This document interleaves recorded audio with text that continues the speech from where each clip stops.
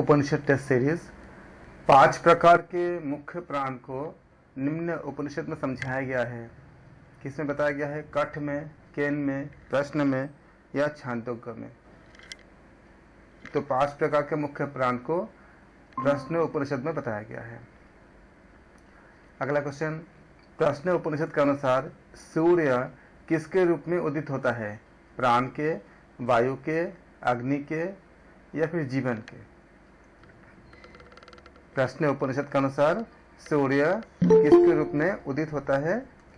प्रश्न उपनिषद के अनुसार सूर्य किसके रूप में उदित होता है? प्राण के, वायु के, अग्नि के या जीवन के?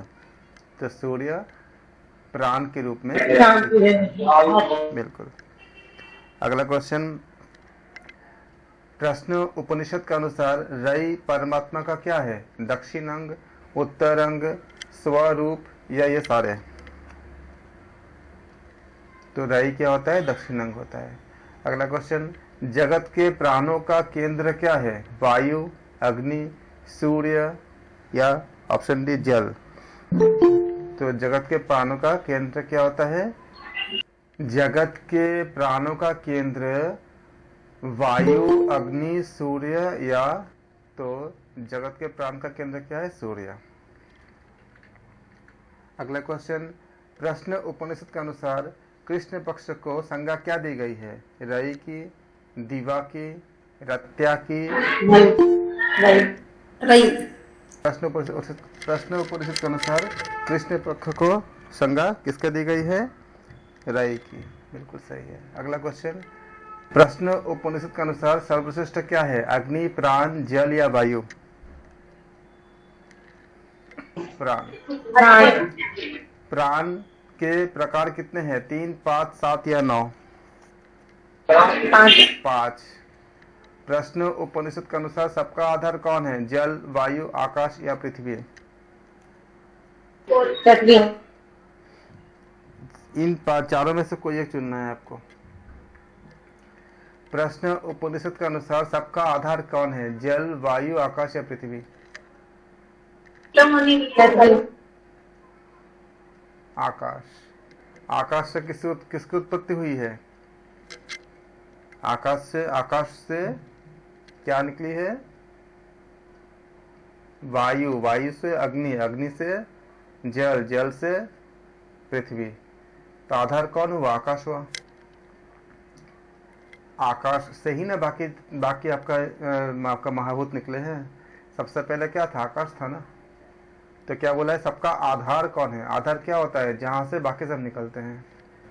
तो आकाश क्या होगा? सबसे आधार हो। ये एग्जाम में क्या होता है ना, मैक्सिमम बच्चों का फीडबैक यही होता है कि हम तो पूरा सिलेबस तो हम खत्म कर चुके होते हैं, लेकिन एग्जैक्टली हमको जब क्वेश्चंस को जब हम अटेम्प्ट करते हैं तो वहाँ हमें समझ नहीं आता कि वो मतलब कैसे पूछा गया है। हमें लगता है कि सिलेबस के अंदर है, बाहर है, ऐसा। तो ये शब्दों का आप ध्यान रखेंगे। क्या पूछा गया है? आधार। आधार शब्द मतलब क्या होती है कि उससे बाकी जो डिराइव होते हैं। और आपने पढ़ा ही है कि आकाश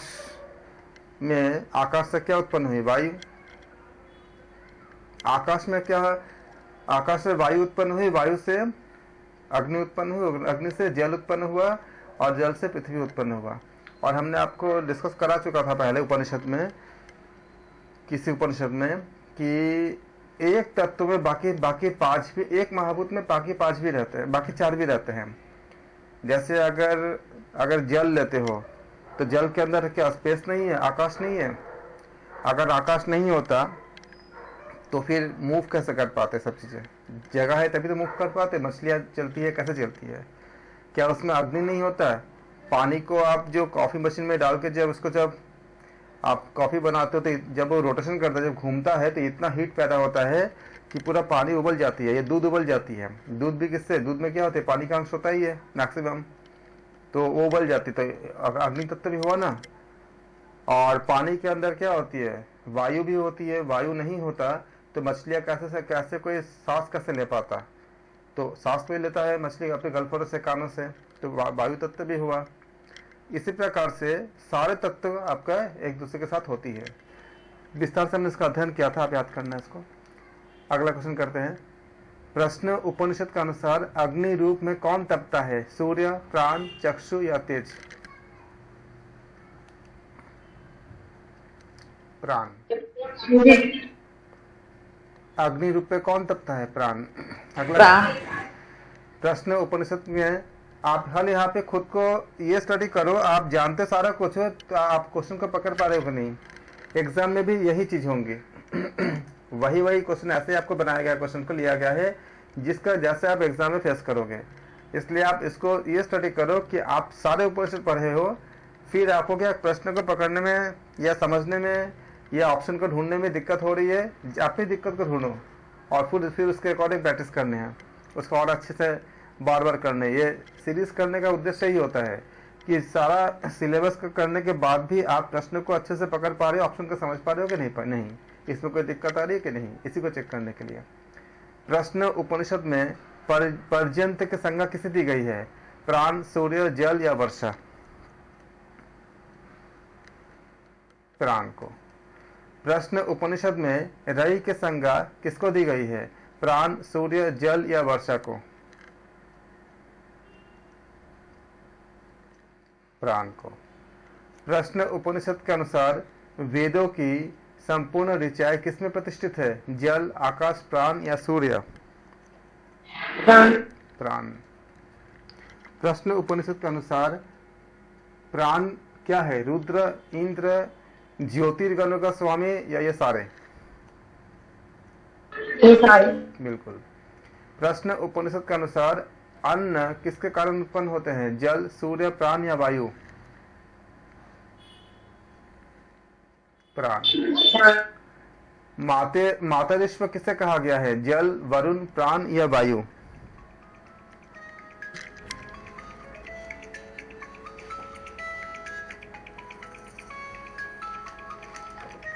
मातरिश्व किसे कहा गया है? वायु को मातरिश्व। मातरिश्व कहा गया है। मातरिश्व किसे वायु को कहा गया है? फिर से सोचो आप, मातरिश्व किसको बोला गया है? सिर्फ वायु को। वायु को या प्राण को? वायु को। प्राण को नहीं बोला गया ना?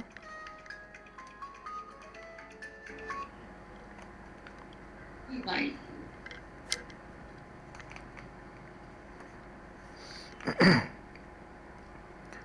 मातरिश्व जी बताया गया है।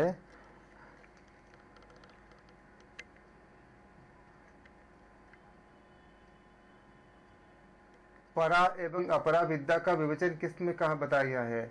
कठ, केन, प्रश्न या मुंडक?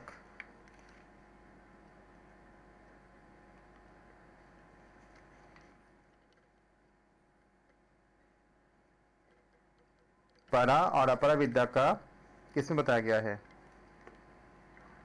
इन चार में से मुंडक। शौनक मुनि एवं अंगिरा ऋषि का संवाद किस उपनिषद में है? कठ, केन, प्रश्न या मुंडक? मुंडक। मनुष्य के जानने योग्य विद्या क्या है? परा, अपरा, उपरोक्त दोनों या इनमें से कोई नहीं?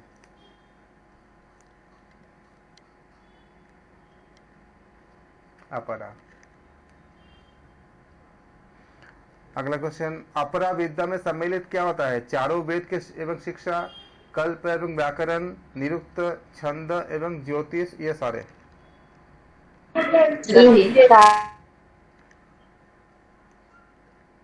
सारे उपयुक्त सभी।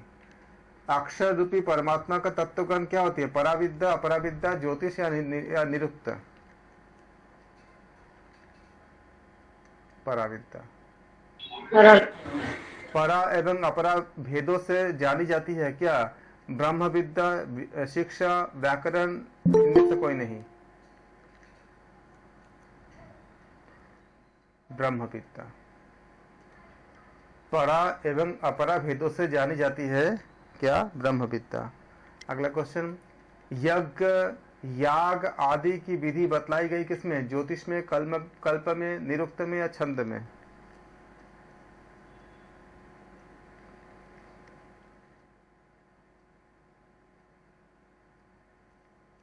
यज्ञ याग विधि बतलाई गई है किसमें? ज्योतिष में, कल्प में, निरुक्त में या छंद में? कल्प में। यज्ञ याग विधि किसमें? कल्प में बताई गई है। कौन सा पद किस वस्तु का वाचक है? यह याद रखिएगा इसको कि यज्ञ याग विधि किसमें बताया गया? कल्प में बताया गया है। कौन सा पद किस वस्तु का वाचक है? यह क्या किसमें बताया गया है? छंद में, व्याकरण में, ज्योतिष में या निरुक्त में? निरुक्त में। मुंडकोपनिषद के अनुसार कर्मों का विस्तृत निर्देशन किस वेद में है? ऋक, यजुर, साम या ये सारे? कर्मों का जो है ये सारे में है। मुंडकोपनिषद के अनुसार ऋग्वेद, यजुर्वेद, सामवेद तीनों में ही है। अगला क्वेश्चन, मुंडकोपनिषद के अनुसार स्वर्ग की प्राप्ति होती है अग्निहोत्र से, वैराग्य से, भोगों से, इनमें से कोई नहीं। अग्निहोत्र। बिल्कुल अग्निहोत्र से। अगला क्वेश्चन, मुंडकोपनिषद के अनुसार कल्याण का साधन क्या है? निष्काम कर्म, भजन, ध्यान या ये सारे? सारे। बिल्कुल सॉरी। फिर ऊपर बात। ये सारे। मुंडकोपनिषद के अनुसार नित्य परम पुरुष का स्थान निम्न व्यक्ति प्रस्थान करते हैं: रजोगुण से रहित, प्रमादी, दीर्घसूत्री या सांसारिक? सांसारिक कौन सा? मुंडकोपनिषद के अनुसार कल्याण का साधक मुंडकोपनिषद के अनुसार परम पुरुष के स्थान को कौन करता है? परम पुरुष के स्थान को कौन कर सकता है बताओ? सांसारिक व्यक्ति नहीं कर सकता परम पुरुष के स्थान को। दीर्घ सूत्री भी नहीं कर सकता कि चलो कल करेंगे, कल करेंगे। प्रमादी व्यक्ति भी नहीं कर सकता, तो कौन करेगा? रजोगुण से रहित, जिसके पास रजोगुण नहीं होता है, जो स्थिर होता है, जो शांत होता है। परमेश्वर का वाचक प्रणव है किस उपनिषद में बताया गया है? काठ, केन, मुंडक या छांदोग्य?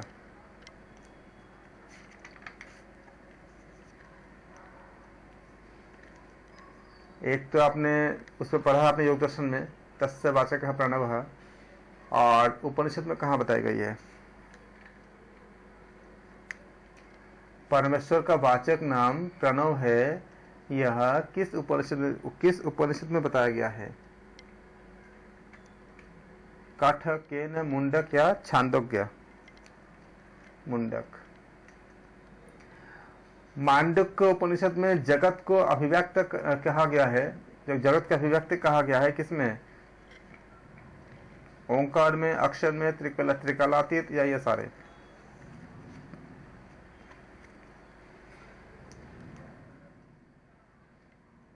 सारे। जगत को अभिव्यक्त कहा गया है ओंकार में, अक्षर में, त्रिकालातीत, सारे। मांडुक्य उपनिषद में के अनुसार ब्रह्म के चरण कितने हैं? 2, 4, 6 या अनंत?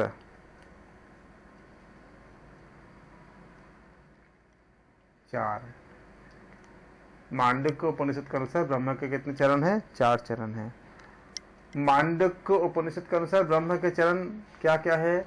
बहिष्प्रज्ञ एवं तेजस, प्राज्ञ, शिव, अद्वैत, अद्वैत, उपयुक्त सारे।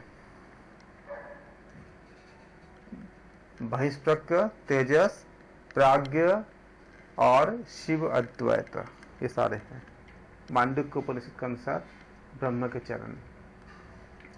मांडुक्य उपनिषद के अनुसार ब्रह्म का प्रथम पाद क्या होती है?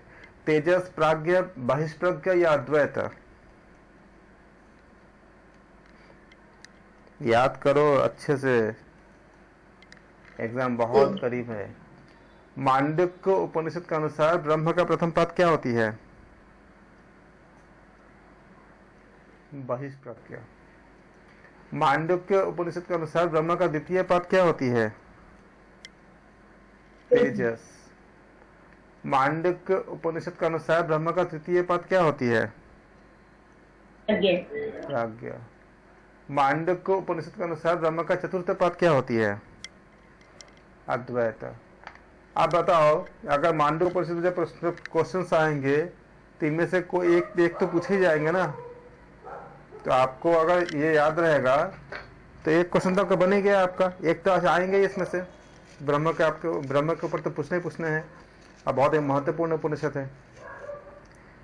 बहिष्प्रज्ञा संज्ञा का संबंध किससे है? जागृत से, स्वप्न से, सुषुप्ति से या तुरीय से? जागृत। बिल्कुल।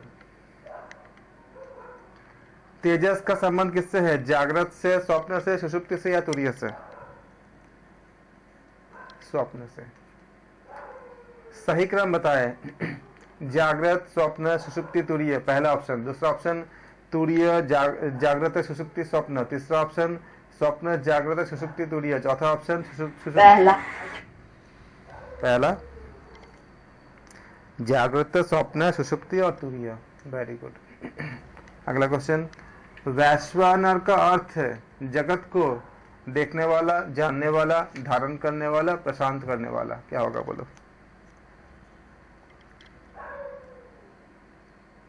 वैश्वानर का अर्थ क्या होती है? देखने वाला, जानने वाला, धारण करने वाला या प्रशांत करने वाला? धारण करने वाला। ओंकार में कितने वर्णों का संगम है? 2, 3, 4 या 5? 3। मांडुक्य उपनिषद के अनुसार ब्रह्म के कितने अंग है? 7, 13, 19 या 21? 7। मांडुक्य उपनिषद के अनुसार ब्रह्म के मुख कितने हैं? 7, 13, 19 या 21? 19। Very good. मांडुक्य उपनिषद के अनुसार प्रकाश का स्वामी सूत्रात्मा कौन है? हिरण्यगर्भ, सूर्य, वरुण या ओंकार? ओंकार। मांडुक्य उपनिषद के अनुसार ब्रह्म क्या है?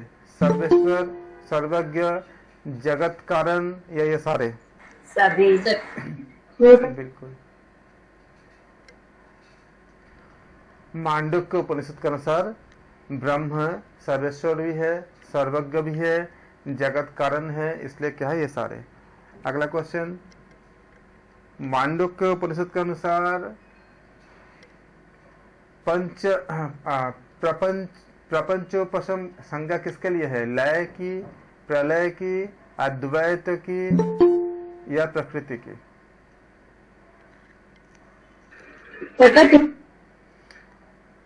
नहीं, अद्वैत की। अद्वैत की। अगला क्वेश्चन, मांडुक्य उपनिषद के अनुसार परब्रह्म का वाचक क्या है? ओंकार। ऐत्रेय उपनिषद के अनुसार परमात्मा का नाम क्या होता है? ब्रह्मा, विष्णु, शिव या इंद्र? इंद्र। ऐत्रेय उपनिषद। मांडुक्य उपनिषद में वर्णन क्या है? जीवात्मा का, परमात्मा का, ये दोनों में से कोई नहीं? मांडुक्य उपनिषद के अनुसार परमात्मा के सत्ता का बोध का लक्षण क्या है? सज्ञान एवं अज्ञान, विज्ञान एवं प्रज्ञान, मतलब मेधा, उपयुक्त तो सभी। बिल्कुल। परमात्मा का सज्ञान क्या है आपका? सज्ञान एवं प्रज्ञान, सज्ञान एवं अज्ञान, संज्ञान एवं अज्ञान, विज्ञान एवं प्रज्ञान, मेधा, इससे सारे हो जाएंगे। मांडुक्य उपनिषद के अनुसार परमात्मा के अंश रूप मन की शक्तियां कितनी हैं? 8, 10, 14 या 16? 16 है। मांडुक्य उपनिषद के अनुसार उपास्य देव कौन है? आत्मा, परमात्मा, शिव या विष्णु? आत्मा को नहीं, परमात्मा उपास्य होते हैं। आत्मा को तो आपका आत्मा को ही तो हमें परमात्मा से मिलानी होती है ना। मांडुक्य उपनिषद के अनुसार परमात्मा का अंश कौन है? मन, बुद्धि, आत्मा या सारे? ये सारे। मांडव्य उपनिषद के अनुसार सभी में सामर्थ्य का कारण कौन है? प्रकृति, पुरुष, परमात्मा या आत्मा?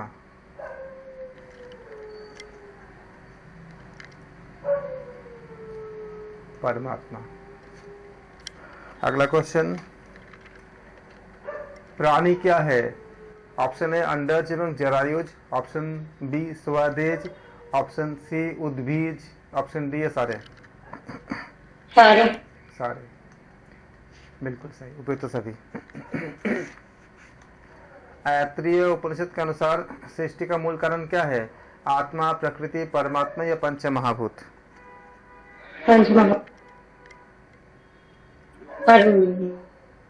ऐत्रेय उपनिषद के अनुसार परमात्मा। परमात्मा ने सर्वप्रथम क्या रचना की? द्युलोक की, अंतरिक्ष की, मर्त्यलोक एवं जल की, ये सारे? ये सारे। परमात्मा ने सबसे पहले द्युलोक, अंतरिक्ष लोक, मर्त्यलोक एवं जल, ये सारे रचना की थी। मर्त्यलोक को क्या कहा गया है? पृथ्वी लोक, जललोक, अंतरिक्ष लोक या द्युलोक?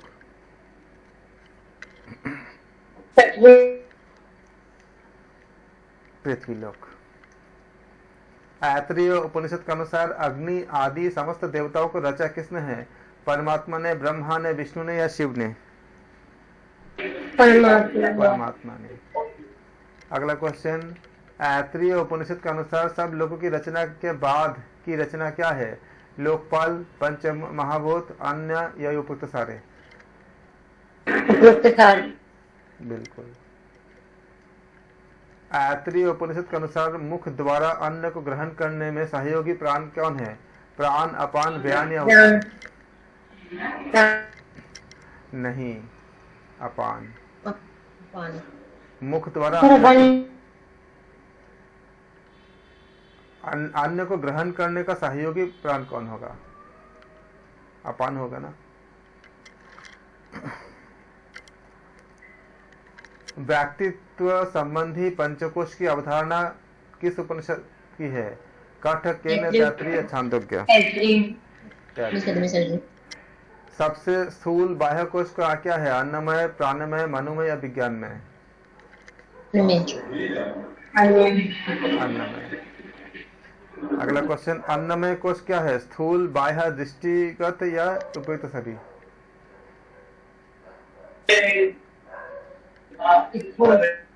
स्थूल। आप देख पाते हो शरीर को तो दृष्टिगत हुआ ना। यह बाहर की तरफ है तो बाह्य भी हुआ। स्थूल तो है ही। अन्नमय शरीर के, अन्नमय कोश के भीतर क्या होती है? प्राणमय, मनोमय, विज्ञानमय या आनंदमय? आनंदमय। प्राणमय। जीवनी शक्ति के संचार करने वाला कोश कौन सी है? अन्नमय, प्राणमय, मनोमय, विज्ञानमय? प्राणमय। भावनाओं एवं इच्छाओं से संबंधित कोश कौन सी है? अन्नमय, प्राणमय, मनोमय, विज्ञानमय? मन से सारा कुछ करते हो, मनोमय। बौद्धिक क्षमता से संबंधित कोश कौन है? अन्नमय, प्राणमय, मनोमय, विज्ञानमय? Very good. कौन सा कोश मानव एवं शिशु से भिन्न है? अन्नमय, प्राणमय, मनोमय, विज्ञानमय? विज्ञानमय। कौन सा कोश आत्मा के सबसे निकट है? प्राणमय, मनोमय, विज्ञानमय या आनंदमय? बिल्कुल। आनंदमय कोश क्या होती है? प्राण के, आत्मा के मतलब सबसे निकट होते हैं। यज्ञों का विस्तार करने वाला कोश कौन है? प्राणमय, मनोमय, विज्ञानमय या आनंदमय?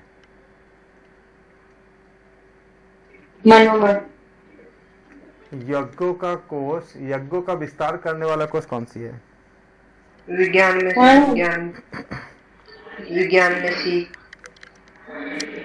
विज्ञान में। यज्ञों का विस्तार करने वाला कोश क्या होती है? विज्ञान में होती है। तैत्तिरीय उपनिषद के अनुसार सर्वाधिक आनंद प्राप्त किसको होती है? इंद्र को, देवों को, हिरण्यगर्भ को या पितरों को? देवो। देवो को, आपको देवो को आपने आंसर दिया। यस सर, देवो। हिरण्यगर्भ को। तैत्तरीय उपनिषद के अनुसार सबसे सर्वाधिक आनंद किसको प्राप्त होते हैं? हिरण्यगर्भ को। आनंद की प्राप्ति का साधन क्या है? इंद्रिय भोग, निष्काम भाव, सुख भोग, मोह भाव। निष्काम भाव। महापुरुष को शोक होता है, कभी नहीं कभी नहीं, कम, अधिक या हमेशा? कभी नहीं। भृगु के किसके पुत्र थे? वरुण के, वरुण। जमदग्नि के, कपिल के, विश्वामित्र के? वरुण के। तैत्तरीय उपनिषद के अनुसार उपासना किसकी करनी चाहिए? इंद्र की, देव की, परमात्मा की या वरुण की? परमात्मा की। बिल्कुल सही। अन्न इसका उपभोक्ता एवं संयोग करता है? प्राण, जल, परमात्मा और या शरीर? परमात्मा। जल। अन्न इसका भोक्ता एवं संयोग करता है किसका? अन्न इनका भोक्ता भी है या संयोग करता है? कौन किसके द्वारा करते हैं? सामवेद के उद्गीत नामक भाग का सार क्या होती है? संगीत, प्रणव, गायन या सरगम? संगीत। प्रणव। क्या संगीत? संगीत। सामवेद गायन पद्धति से आपका यह है, लेकिन उद्गीत क्या है? उद्गीत आपको प्रणव को ही कहते हैं ना। उनका जो इसमें गायन विधि से, जैसे आप जितने भी, जैसे आपने कोई मंत्र का उच्चारण किया या आपने स्तुति किया, गायन विधि से किया, लेकिन कर किस करे? उद्गीत कौन है? उद्गीत आपका प्रणव ही है ना। क्या बताया गया है? सामवेद के उद्गीत नामक भाग का सार क्या होता है? एग्जाम में पता है आपको इसी जगह से ही जो प्रश्न का जो ऑप्शन है, जहां से बच्चे को गलती होती है, इस ऐसे ही गलती कराते हैं वो। ऑप्शन में संगीत भी दे दिए हैं, लेकिन अब पहले अच्छे अच्छे क्वेश्चन को पढ़ो अच्छे से। पूछा गया है सामवेद के उद्गीत नामक भाग का सार क्या है? तो भाग का सार पूछा गया है, न कि कुछ और। तो संगीत भाग का सार नहीं है, उद्गीत भाग का सार क्या होती है? प्रणव होती है। जबकि सामवेद जो है वहां उसमें शास्त्रीय संगीत का बहुत विस्तार से वर्णन किया गया है, लेकिन उद्गीत नाम का जो भाग का सार है वो प्रणव को ही बताया गया है, ओंकार को ही बताया गया है। सत्यमेव जयते किस निम्न में से किस उपनिषद? इसमें सत्यमेव जयते एक्चुअली ये क्वेश्चन नहीं, इसमें सही ऑप्शन तो इसमें है ही नहीं।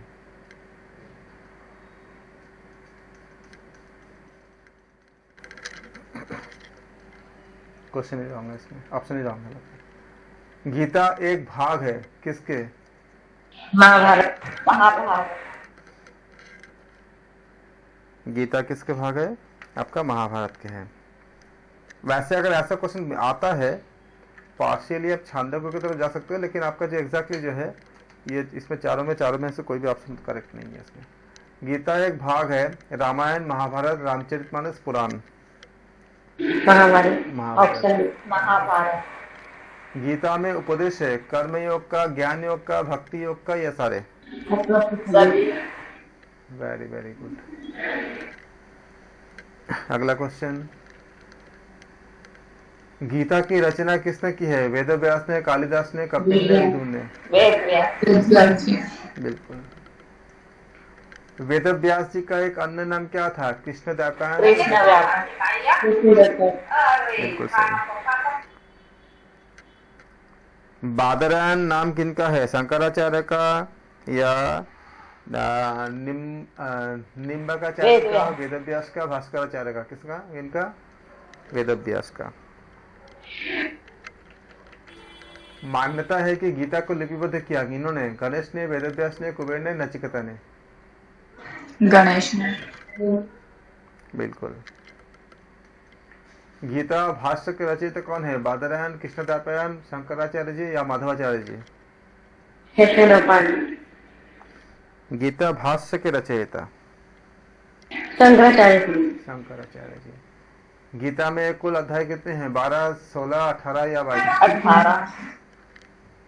गीता महात्म भी है लेकिन वो एक्स्ट्रा अध्याय है, 18 गीता में ही है। गीता में कुल कितने श्लोक है? 700, 700। 700।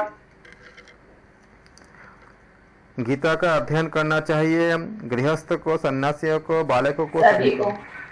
सभी को। गीता का उपदेश किया गया है किसके लिए किया गया? प्रत्येक वर्ग वर्ण के लिए, ब्राह्मण एवं क्षत्रियों के लिए, वैश्य एवं शूद्र के लिए, या क्षत्रिय एवं प्रत्येक वर्ण वर्ण के लिए। प्रत्येक वर्ण के लिए? Yes sir. प्रत्येक वर्ण के लिए। अगला क्वेश्चन, गीता शास्त्र में अधिकार किनका है? पंडितों का, सन्यासियों का, साधुओं का, मानव मात्र? मानव मात्र का। मानव। बिल्कुल। गीता का आशय क्या है? रहस्यमय, गंभीर, व्यावहारिक या सारे? सारे। सारे।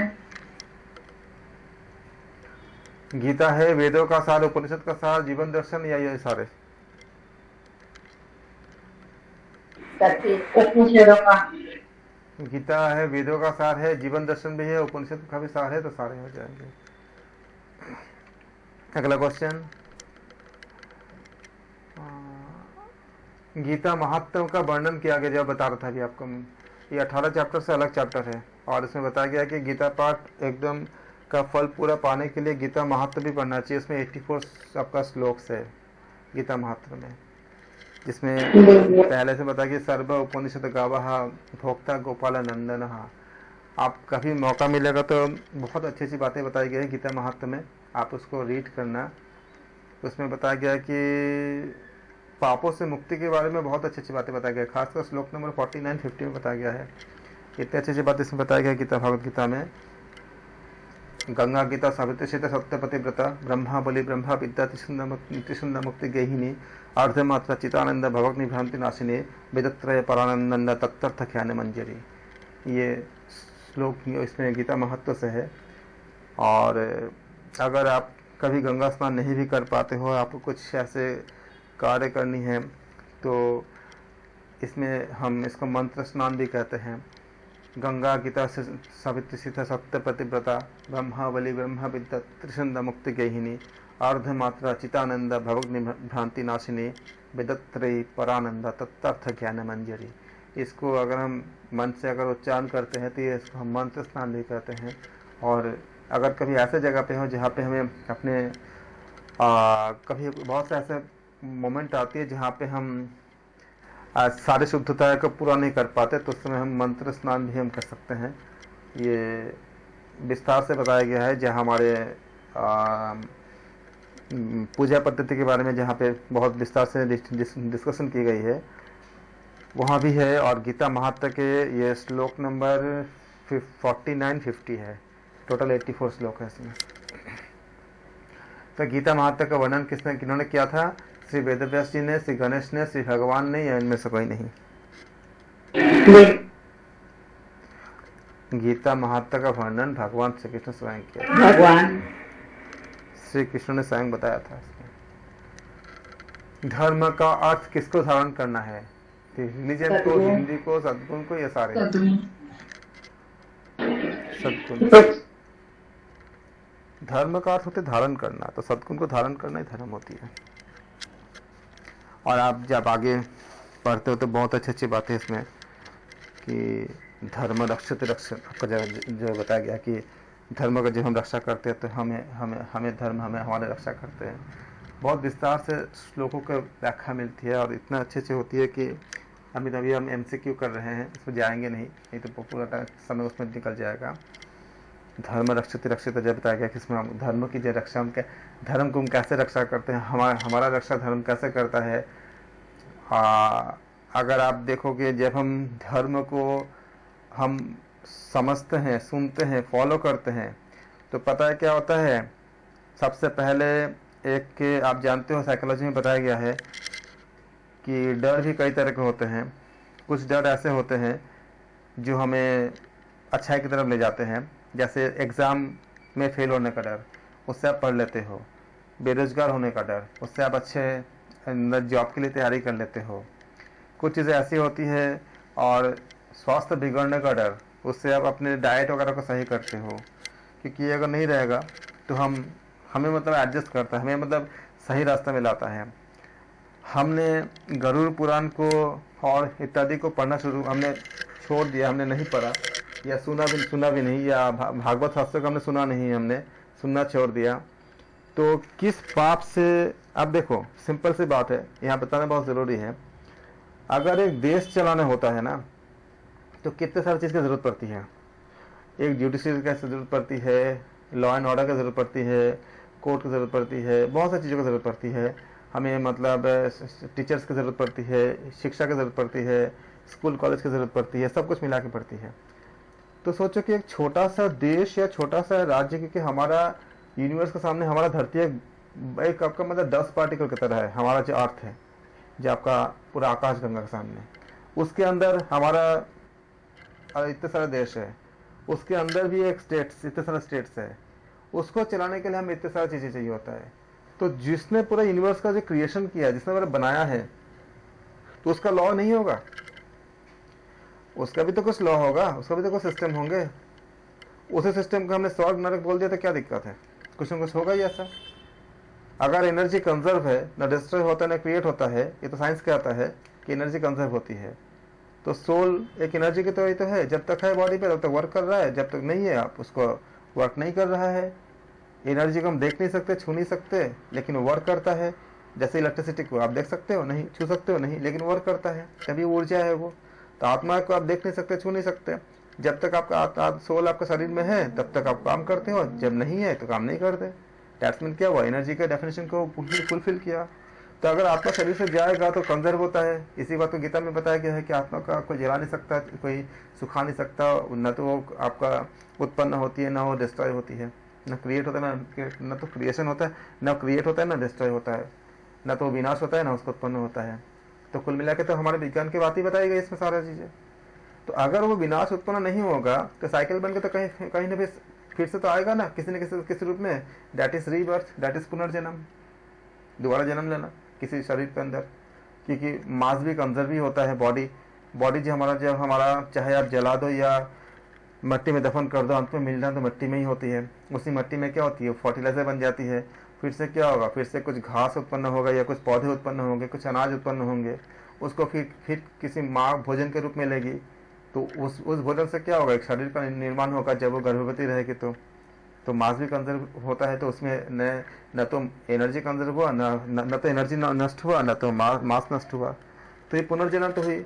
अब इनके बारे में अगर ये सारी चीज़ें हम जान लेंगे कि क्या, कौन से गलती करने से, कौन से अपराध करने से, क्या करने से हमें क्या फल मिलता है, तो सबसे पहले फ़ायदा ये होता है कि हम नहीं करते, हम बहुत सारे चीज़ों को नहीं करते, बहुत सी गलतियां नहीं करते। तब क्या होता है कि समाज में जितनी भी समस्याएं हैं, मैक्सिमम समस्या अपने आप ही होती है क्योंकि हम करते नहीं है। हम इन सब चीज़ें दूर जाते हैं। इसी से क्या होती है? यम नियम का हम तोड़ते हैं, मतलब हम वायलेशन करते हैं। क्यों करते हैं? क्योंकि हम यम नियम ही ठीक से नहीं जानते। अगर जान जाएंगे और उसका फल क्या होता है, फॉलो करने से, तोड़ने से क्या होता है, तो बहुत सारे समस्याएं या जो आपका जो मनोवैज्ञानिक, जो आपका जो भावनात्मक, जो आपका जो पहलू होती है, जो आज तक कमी होती जा रही है, सब चीज़ें नहीं होती। तो क्या होता? इतने सारा दुख नहीं होता। जैसे माता पिता को ओल्ड एज में दुख होती है कि बच्चे अगर उनके साथ नहीं होते, अगर उनके पास से वो मोरल वैल्यूज़ को अगर वो डेवलप होता, जैसे हमारे शास्त्र में जो इतनी से अच्छी बातें बताई गई है कि किस तरह से माता पिता के लिए बच्चे ने अपने सैक्रिफाइस किए थे पूरा लाइफ को। और ऐसे बहुत सारे हमारे इसमें मतलब मिलती है। राम जी की कथा देखो, या और भी बहुत ऐसे जो माता पिता को मतलब तीर्थ कराने के लिए पूरा अंधे माता पिता थे।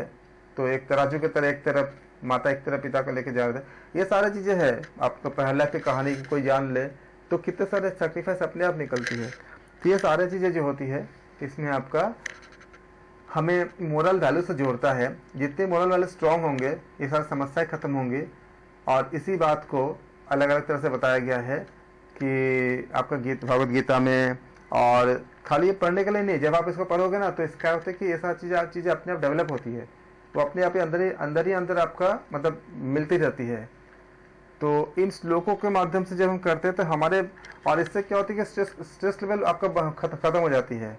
स्ट्रेस लेवल जितने आपका बोलते हैं कि अच्छे खाना खाने से, अपने मनपसंद खाना खाने से, या आपका कुछ संगीत सुनने से जो बताते हैं खत्म होती है, उससे बहुत गुना ज़्यादा खत्म होती है अगर आप भागवत कथा सुनते हो, उनकी बातें सुनते हो। क्योंकि ये बताया गया था कि एकदम एक जगह पे कि जब भगवान श्री कृष्ण ने अपने शरीर छोड़े थे तो उनको ऊर्जा जो है भागवत के ऊपर समा गई थी। और इसको वेदव्यास जी ने भागवत की रचना किया था नारद जी के बोलने के बाद कि ये भागवत, क्योंकि कलयुग में इतनी सामर्थ्य लोगों के पास नहीं होगा कि सारे शास्त्रों को, जैसे कि 18 पुराण है, आज देखो आज हम लोग कहाँ पुराण पढ़ते हैं, सुनते हैं, लेकिन उन्होंने ये बात बताया थे हमने पुराण की रचना किया, लेकिन एक समय आएगा जब लोग पढ़ नहीं पाएंगे, सुन नहीं पाएंगे, समझ नहीं पाएंगे, तो फिर कैसे करेंगे, उनका बेहतरी कैसे होगा। जो जो अभी हो रहा है सब कुछ लिखा हुआ है, सारा चीज़ें इसमें उनको सब पता था, क्योंकि वो भविष्य दृष्टा थे सारे।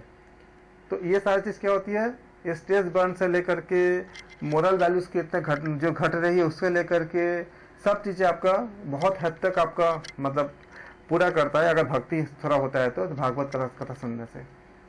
तो इन्हीं बातों को अलग अलग जगह पे, गीता पे और सब जगह पे बताया गया है।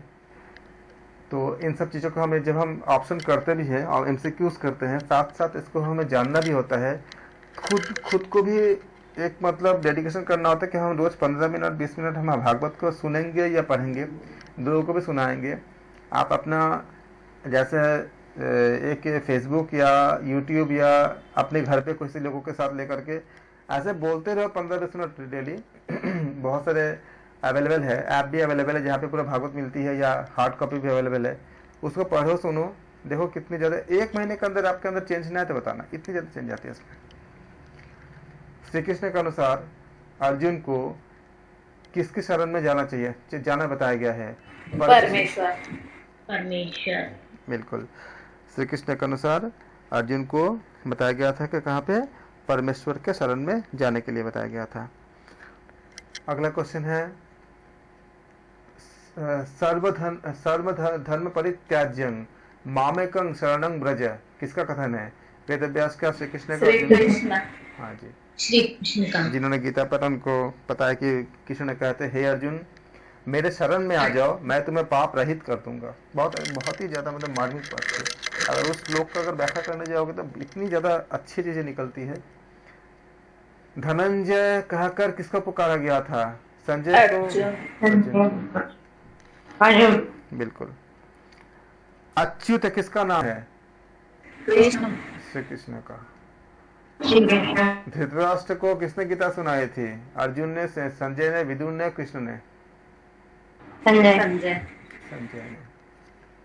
आप बता सकते हो कि भगवत गीता जब श्री कृष्ण ने बताए थे कितने लोगों ने सुना था? Yes sir. कौन कौन बताओ? हनुमान जी, संजय जी। हनुमान, एक्चुअली जो गीता का ज्ञान था ना, अगर आप पूरा पढ़ोगे, हनुमान जी के लिए ही बताया गया था। अर्जुन, हम जानते हैं अर्जुन के लिए भी। हाँ, अर्जुन, लेकिन पूरा ज्ञान हनुमान जी के लिए किया गया था, वो झंडे में विद्यमान थे। हाँ बिल्कुल, क्योंकि एक कथा है, कथा को मैं अभी स्किप कर रहा हूँ क्योंकि हमें MCQs कर रहे हैं, इसमें बहुत बड़ी कथा है। बस मैं एक शॉर्ट बता रहा हूँ कि भगवान ने हनुमान जी को रिक्वेस्ट किया था कि जब इस समय ऐसा युद्ध से बहुत पहले, कि जब ऐसा युद्ध होगा तब आप कपित ध्वज कहते हैं इसमें, कि आप ध्वज आप झंडे के ऊपर आप रखना। आप देखो जब भी आप इसके बाद फोटो देखो ना, जिसमें आपका अर्जुन के और कृष्ण के जो फोटो दिखाई जाती है आपका युद्ध के ऊपर, देखना कपित ध्वज है, मतलब एक ध्वजा है, उसमें आपका कौन, हनुमान जी है। हनुमान जी ने कहा था मैं तो रह जाऊंगा, लेकिन मुझे ये है कि मैं सत्संग के बिना मैं रह नहीं सकता। तो आपसे अच्छा वक्ता तो कोई है नहीं, आप बताओ अगर आप मुझे सत्संग सुनाओगे तो मैं जरूर रहूंगा। तो भगवान ने उनको वचन दिए थे कि मैं तुम्हें सत्संग सुनाऊंगा। अर्जुन को तो उन्होंने सुनाया ही था, लेकिन ये वचन भी था कि हनुमान जी को सुनाना था। हनुमान जी और संजय जी, ये सारे आपका खाली अर्जुन को ही नहीं थे, अर्जुन को तो अर्जुन के माध्यम से उन्होंने पूरा दुनिया को बताया। लेकिन इसके पीछे भी एक है कि हनुमान जी को वचन दिए थे श्री कृष्ण ने कि मैं तुमको सुनाऊंगा सत्संग। गांडीवधारी कौन थे, श्री कृष्ण, अर्जुन, भीम या युधिष्ठिर? अर्जुन। बिल्कुल। गांडीवधारी कौन थे? अर्जुन थे। एक कथा है, जब स्वर्गारोहण पर्व में महाभारत में पढ़ना, इतने बड़े धनुर्धर जिसको हम कहते हैं ना कि केनोपनिषद में, कि ये सारे चीजें जो हो रही है ब्रह्म की शक्ति से ही हो रही है। हमें लगता है कि हम कर रहे हैं। आपका अग्निदेव के बारे में बताया गया, वरुण देव के बारे में बताया गया, सब कुछ बताया गया। ये स्वर्गारोहण पर्व में भी हमें दिखती है कि वहाँ उस समय एक आया था कि कोई दस्यु था, कुछ अत्याचार कर रहा था। अर्जुन जा रहे थे और अर्जुन को पुकार के मदद के लिए पुकारा गया। अर्जुन देखा कि उनसे धनुष मतलब उठाया तक नहीं जा रहा है। जिस धनुष से उन्होंने इतना बड़ा युद्ध किए थे, धनुष उठाया तक नहीं जा रहा था। ऐसा हमें वर्णन मिलता है एक जगह पे।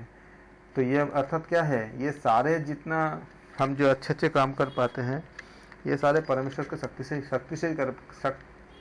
से ही कर पाते हैं। और ये बात हनुमान जी के साथ भी हुआ था कि हनुमान जी को भी थोड़ा सा अहंकार आ गया था कि मैंने तो इतने बड़े बड़े पहाड़ लाए, इतने बड़े बड़े काम किए।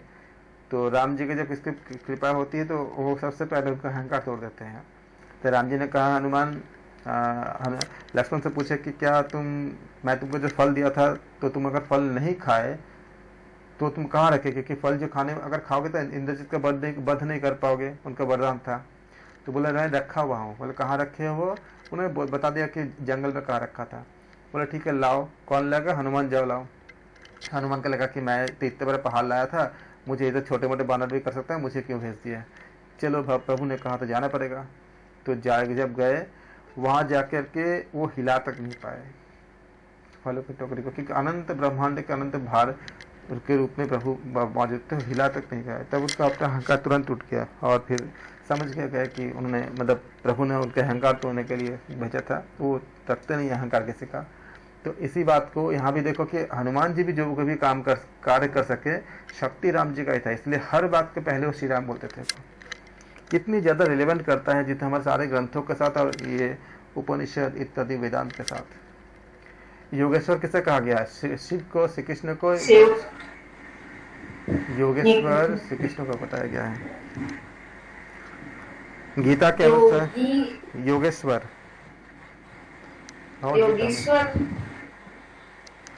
शिव को है ना सर? भगवत गीता के अनुसार आपका इसमें श्री कृष्ण को बताया गया है। योगेश्वर आप पढ़ना, बहुत जगह बताया गया है भगवत गीता में, श्लोक में। गीता के अनुसार परम गति प्राप्त होती है किसमें? मूर्ति पूजा से, कर्मकांड से, स्वाभाविक कर्म से, शास्त्र से।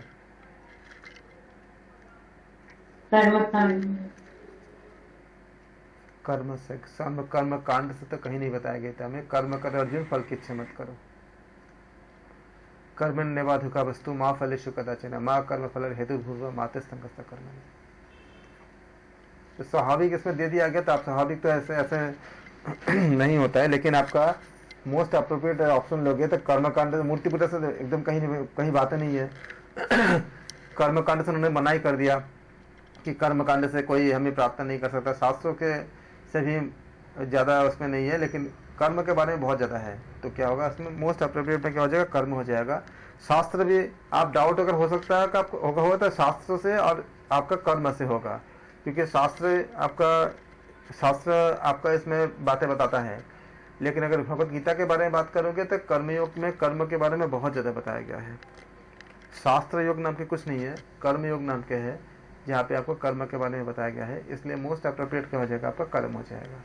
अगला क्वेश्चन, गीता के अनुसार भगवान को प्राप्त करने का मार्ग क्या होती है? सांख्य योग, कर्म योग, या ये दोनों, या इनमें से कोई नहीं?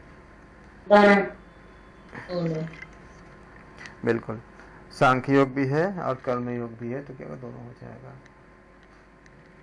अगला क्वेश्चन, गीता के अनुसार मनुष्य को होना चाहिए कैसा सुख? मनुष्य को होना चाहिए सुख में प्रसन्न, दुख में दुखी, समभाव, व्यावहारिक। सुख में सुखी होना चाहिए। सुख में सुखी ये होना चाहिए। सुख में सुखी, दुख प्रसन्न।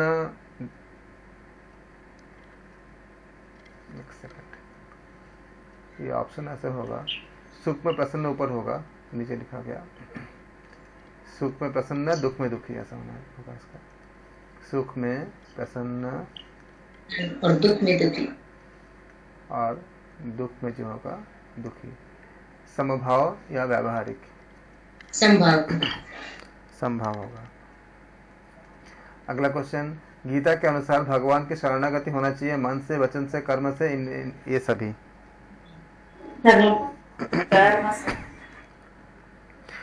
गीता के अनुसार भगवान सॉरी के सर, शरणागति होनी सभी चाहिए है। सारे।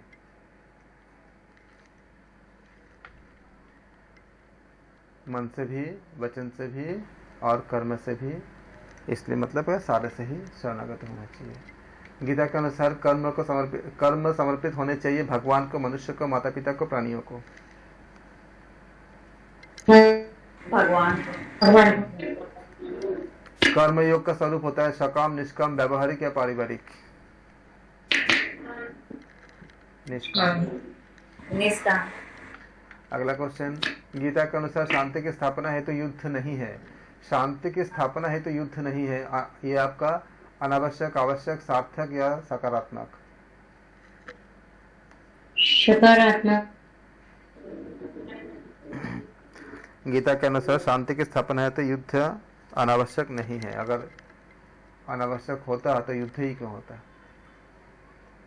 शब्दों कैसे घुमाते हैं वो। नहीं है यहाँ डाल दिया ना, और यहाँ पे और डाल दिए। आ से क्या होती है? आवश्यक का उल्टा आपका अनावश्यक हो गया। दोनों में आपको ये करनी है। इसी को तो, यही तो है यूजीसी नेट या कोई भी एग्जाम। योग की परिभाषा क्या है? योग कर्म सुकौशलम, स्थिर सुखमासनम, समकाय ग्रीवा, योगक्षेम महाम्याम। कौन से?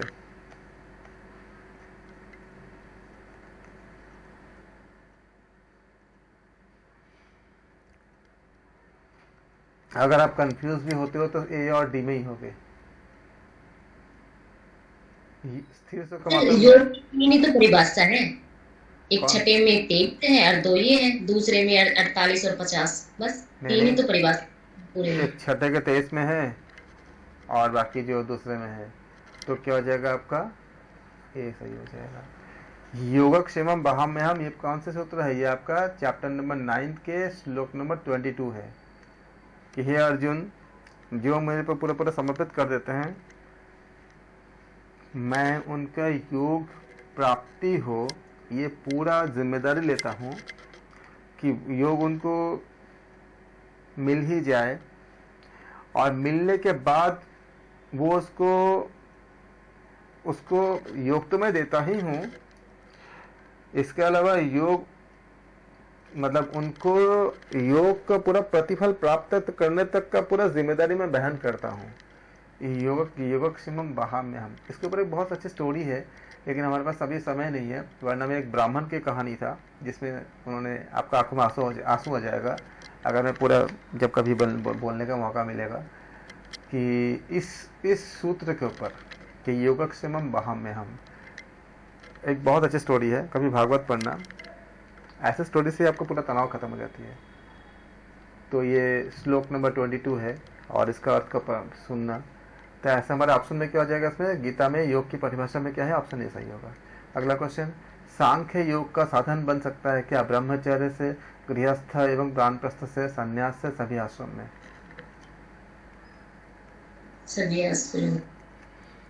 सभी आश्रम में सांख्य योग का साधन बन सकता है। सही है, ऑप्शन डी करेक्ट है।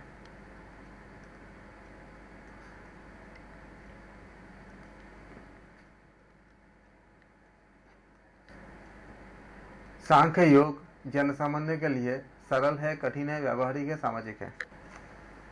कठिन। सांख्य योग जन सामान्य के लिए क्या है? कठिन है। अगला क्वेश्चन, कर्मयोग सांख्य योग की तुलना में, कर्मयोग और सांख्य योग के बारे में बता रहे हैं। कर्मयोग सांख्य योग की तुलना में सरल है, प्रतिकूल है, क्षणिक है, अनुशासन रहित है? सरल है। गीता के अनुसार आत्मा क्या है? आत्मा नश्वर है, अनश्वर है, क्षणिक है, भौतिक है?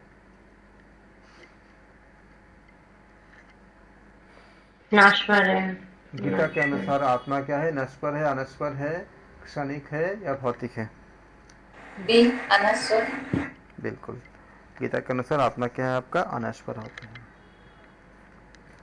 गीता के अनुसार गीता के अनुसार निर्विकार क्या है? आत्मा, शरीर, मनुष्य मात्र या स्त्री?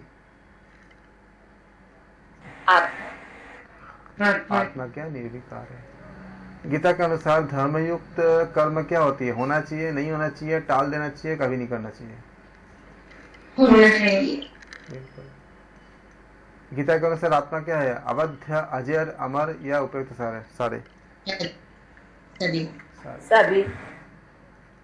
गीता के अनुसार समान नहीं समझना चाहिए। जय पराजय, लाभ हानि, सुख दुख या सारे?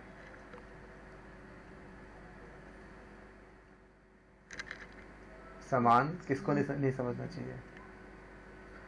उपयुक्त कोई नहीं।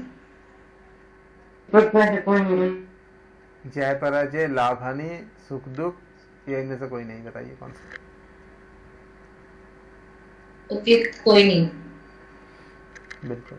गीता के अनुसार ये बताया गया कि क्योंकि क्या था, समझना नहीं समझना चाहिए बोला है। अगर ये समझना चाहिए होता तो अगर ये नहीं शब्द नहीं आता ना तो फिर हम जैसे हो ये जाता। सारे तीनों सही होता है इसमें।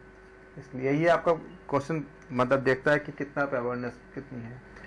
गीता के अनुसार सकाम मनुष्य की बुद्धि क्या होती है? अविवेकी, अस्थिर, बहुत भेद वाले, ये सारे? सारे। बिल्कुल।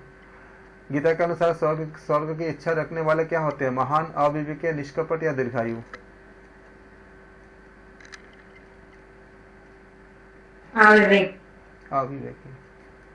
गीता श्री कृष्ण के अनुसार निष्काम मनुष्य का एकमात्र अधिकार किसमें होती है? कर्म में, फल में, संन्यास में, ज्ञान में? कर्म में। बहुत अच्छे। गीता के अनुसार योग के लक्षण क्या होती है? सभी। समत्व, आसक्ति त्याग, कर्तव्य कर्म या सारे? सभी। सारे।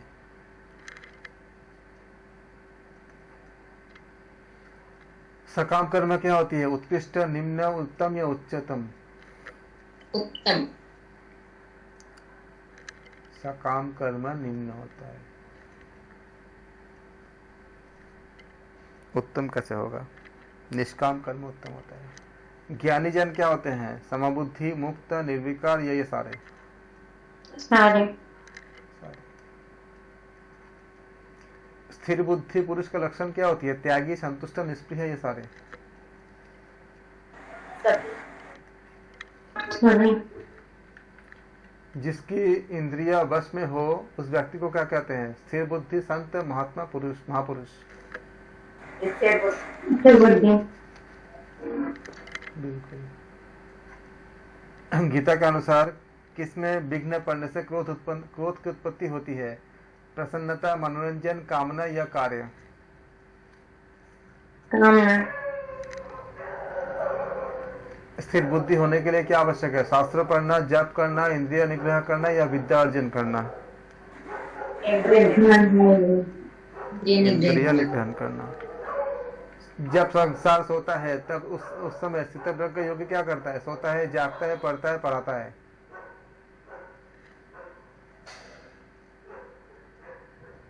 जागता है। बिल्कुल। स्थितप्रज्ञ पुरुष क्या होता है? क्या संलिप्त, प्रसन्न, योगारूढ़ या निरंकुश? योगारूढ़। बिल्कुल।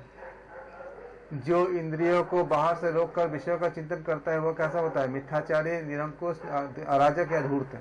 मिथ्याचार। बिल्कुल। एकदम साफ साफ गीता में बताया गया इस बात को। गीता का अनुसार कर्म क्या होना चाहिए? शास्त्र विहित, निष्काम, अनासक्त, ये सारे? निष्काम। निष्काम भी होना चाहिए, शास्त्र विहित भी होना चाहिए, अनासक्त भी होना चाहिए। तो क्या हो जाएगा? सारे हो जाएंगे।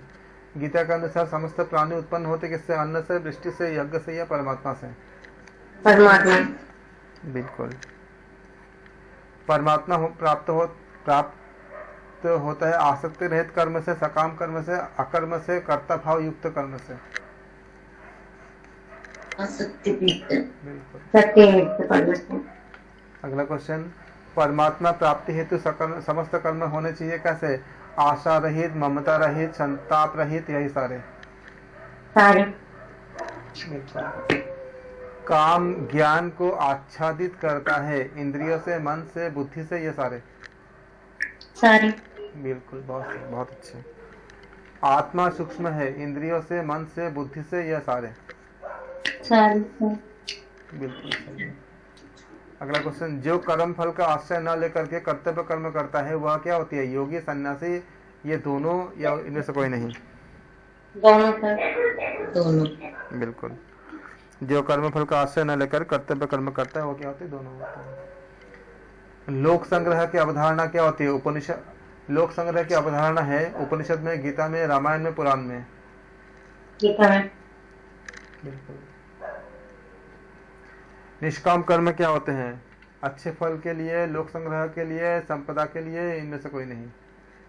इनमें से कोई नहीं। अच्छे कर्म क्या बोला गया इसमें? काम निष्काम त्यागना कर्म। है, निष्काम कर्म है तो अच्छे कर्म। हाँ, निष्काम कर्म जो होते हैं, निष्काम कर्म किसके लिए होते हैं? अच्छे फल के लिए, लोक संग्रह के लिए, संपदा के लिए, ये इनमें से कोई नहीं। तो किसके लिए होंगे? संग्रह के लिए किए जाए तो सर अच्छे वाक्य। बिल्कुल। निष्काम कर्म का साधन क्या होती है? लोक संग्रह का, स्वर्ग का, अच्छे फल का, भौतिक उन्नति का। लोक संग्रह। बिल्कुल। लोक संग्रह द्वारा होती है व्यक्तिगत उन्नति, पारिवारिक उन्नति, सामाजिक उन्नति, भौतिक उन्नति। सामाजिक। सामाजिक उन्नति। जी। अगला क्वेश्चन, परम सिद्धि का साधन क्या होती है? लोक संग्रह, सकाम कर्म, अकर्म या उपयुक्त में से कोई नहीं? साकाम। लोक संग्रह। परम सिद्धि का साधन साधन क्या होती है? लोक संग्रह होती है। अज्ञानी नहीं करते क्या? निष्काम कर्म, अनासक्त कर्म, लोक संग्रह, उपयुक्त कर्म। उपयुक्त सभी। उपयुक्त सभी हो जाएगा। अज्ञानी लोग नहीं करते निष्काम, अज्ञानी लोग नहीं करते हैं निष्काम कर्म, अनासक्त कर्म, लोक संग्रह, ये सारे। अगला क्वेश्चन, प्रकृति के गुणों से मोहित व्यक्ति के लिए कर्म क्या होते हैं? आसक्त, निष्काम, लोक संग्रह या उत्कृष्ट? आसक्त। बिल्कुल। अगला क्वेश्चन, मैं करता हूँ ऐसा मानता है अज्ञानी, ज्ञानी, योगी या सन्यासी? अज्ञानी। बिल्कुल। ज्ञानी। अज्ञानी। गीता के अनुसार कल्याणकारी क्या होती है? स्वधर्म, परधर्म, सामान्य जीवन, गृहस्थ। परधर्म। स्वधर्म। काम, क्रोध एवं लोभ की उत्पत्ति किससे होती है? स्वधर्म के गीता के अनुसार कल्याणकारी है। रजोगुण से। करना क्या बता रहे आप? सर इसके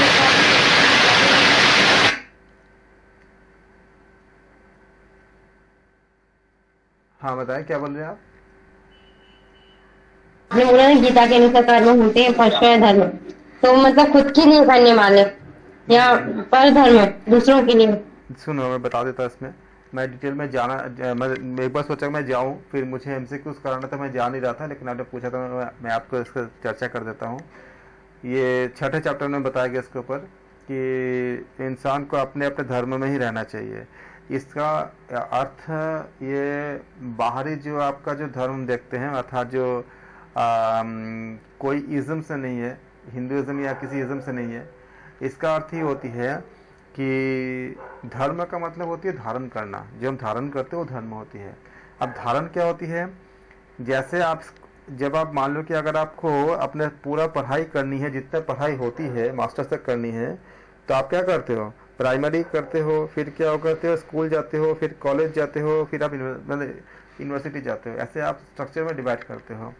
तो पहले क्या बोलते हैं बच्चे को कि जो बच्चा प्राइमरी में पढ़ रहा है, आप क्या बोलते हो उसको कि पहले प्राइमरी का पहले पढ़ाई पूरी कर 1 से 5 तक, या 1 से जो जितना भी प्राइमरी का है।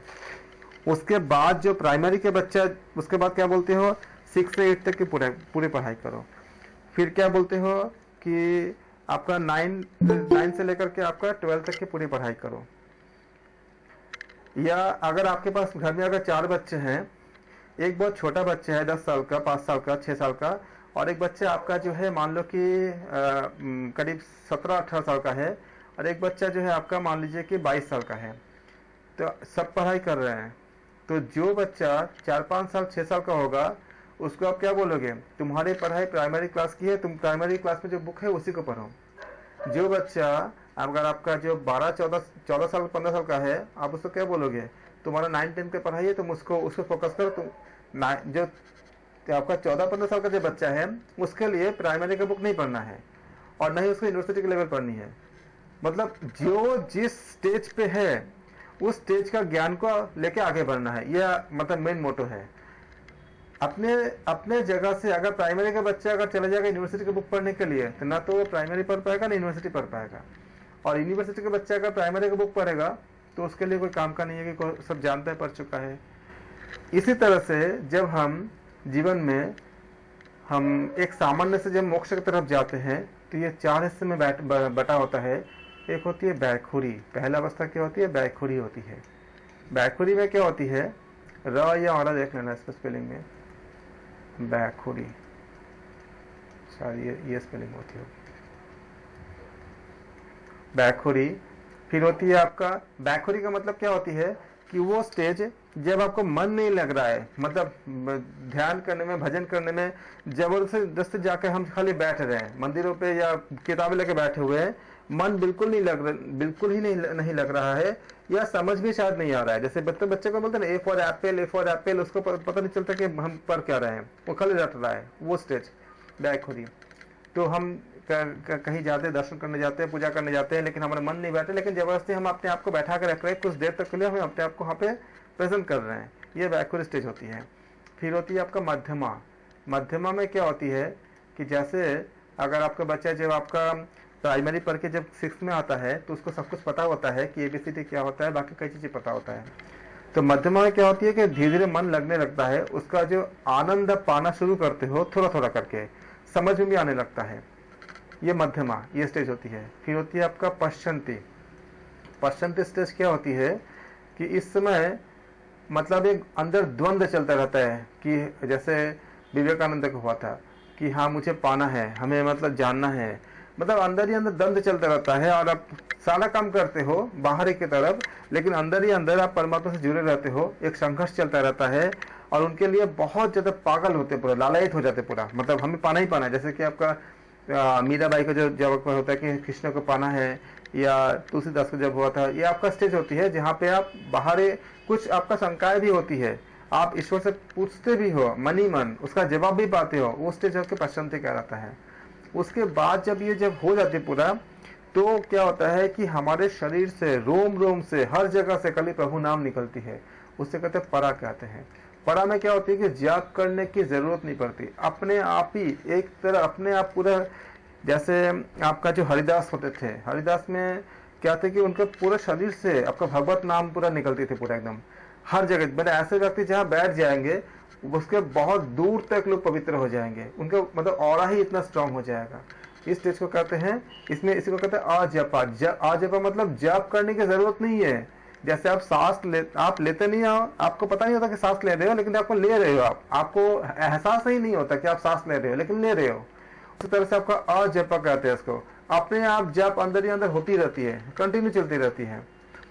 इसी को बताया गया था कि ये आपको जो धारण जब करते हो चारों स्टेज को, जो जिस स्टेज में है जो उसी वही धर्म को पालन करे। जो बैखुरी में है वो बैखुरी में ही रह करके आगे आगे बढ़े।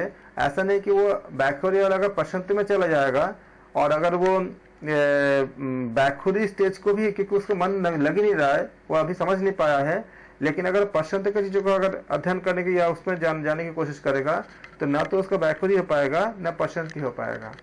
उसी प्रकार से जो जिन्होंने अभी बैखुरी में हम क्या करते हैं, शुरू करते हैं, मतलब नाम जप करना मतलब ऐसे जाकर जैसे हरे कृष्ण का नाम या ऐसा कुछ नाम करते हैं, मन नहीं लगा लेकिन कर रहे हैं। लेकिन बैखुरी वाला अगर ये सोचेगा कि चलो परा में चलते हैं, परा में तो हमें कुछ बोलना नहीं होता, अपने आप ही होना चाहिए होगा, तो ना तो उसके शरीर के एक एक सेल से एक एक जगह से वो नाम निकलेगा, उसको भी नहीं होगा, क्योंकि वो बाकी स्टेज को अभी तय नहीं किया है, उसको उस तरह के आपका लेवल नहीं बना है। और न ही उसको बैकहोरी का फायदा मिलेगा। कि बैकहोरी वाले में क्या था कि आप मंदिर में जाके या किसी जगह जाके कम से कम हरि नाम कर तो रहे थे, वो भी छूट गया और परा आपका हुआ नहीं। तो क्या हुआ, ना तो आपको बैकहोरी का फायदा मिला और ना ही आप परा तक पहुंच पाए। लेकिन अगर बैकहोरी का पूरा करते, फिर मध्यमा में आते, फिर पश्चंत में आते, फिर परा में आप आ जाते। इसी को बताया गया कि जिसका जो धर्म है, मतलब जिसको जो धारण किया हुआ है, जिन्होंने बैकहोरी के लेवल को धारण किया है, वो बैकहोरी से फिर उसी में रहे और आगे बढ़े। जिन्होंने मध्यमा तक पहुंच गए हैं वो मध्यमा के लेवल तक रहे और उससे आगे बढ़े। जिन्होंने पश्चंती को धारण किए हैं वो पश्चंती में रहे, वो परा में जाएगा। जैसे आप बोलते हैं ना कि आप अगर 11-12 पास करने के बाद ही फिर आप यूनिवर्सिटी में जाते हो, और 10th के बाद कोई यूनिवर्सिटी में जा नहीं सकता। तो सेम तरह से आपका जो पश्चंती पूरा करने के बाद ही आपका परा या अजेपा में जाते हो। ये बताया गया कि जिसका जो जो धर्म है उसमें रहे।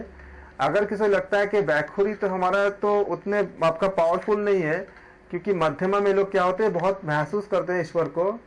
तो अगर आपको लगता है, इसी को अगले में बताया गया था गीता भगवत गीता में, कि अगर हमारे आप जिस जगह पे हो वहां पे कुछ कमियां भी है अगर हो, तो भी आप इसको होल्ड करो। जैसे ए फॉर एप्पल, एप्पल की जरूरत है क्या, कमी तो है, क्योंकि एप्पल बोल के आप सारा अपने रिसोर्सेस, टाइम को, सब कुछ आपको लगता है कि आप वेस्ट कर रहे हो।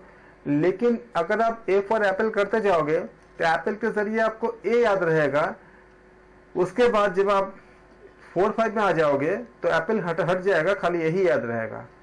उसी तरह से अगर बैकहोरी वाले को लगता है कि हमारे में तो बहुत, इस स्टेज में तो बहुत कमी है, मध्यमा देखो इससे कितना ज्यादा अच्छा है, तो उस समय अगर वो मध्यमा के लिए कोशिश करेगा तो न तो तुरंत वो, न तो मतलब मध्यमा का फल पाएगा, न बैकहोरी का पाएगा। इसीलिए बताया गया कि अगर अपने धर्म में कोई कमी भी लगता है तो भी आप इसको होल्ड करो, क्योंकि आप अगले स्टेज पे पहुंच जाओगे।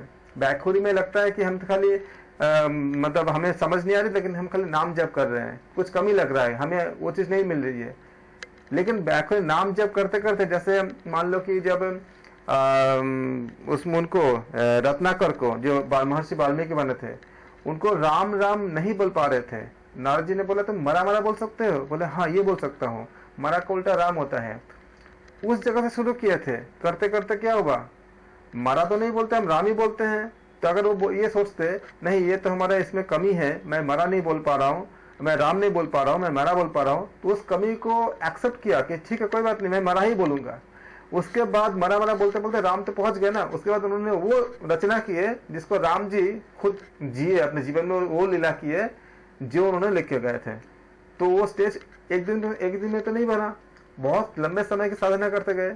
तो लेकिन अगर वो मरा मरा नहीं बोलते तो राम तक नहीं पहुंच पाते, और इतने लास्ट में इतने बड़ा आपका संत महात्मा नहीं बन पाते। ये जो लेवल जो है इसी को बताया गया कि अपना अपना धर्म, इसमें कोई बाहरी धर्म का मतलब नहीं है, ये आपका अंदर की एक स्टेजेस होती है और लास्ट में क्या होती है, परा तक पहुंचते हैं। और इसीलिए बताया गया कि जो मध्यमा में है, अगर उसको लगता है कि मध्यमा में तो कुछ कमी है, पश्चंत में ज्यादा बेहतर है, तो कमी भी लगता है। जैसे आप क्लास 5 के बच्चे को 2 के बच्चे को बोलते हो कि डायग्राम दिखाते हो, ए फॉर एप्पल दिखाते हो 1 के बच्चे को, कमी लगता है कि ए फॉर एप्पल के लिए आप इतना बड़ा पेज अपने कर रहे हो, लेकिन उसी के जरिए आगे बढ़ेगा। जब वो 5-6 में पहुंच जाएगा तब उसको ए फॉर एप्पल की जरूरत नहीं पड़ेगा।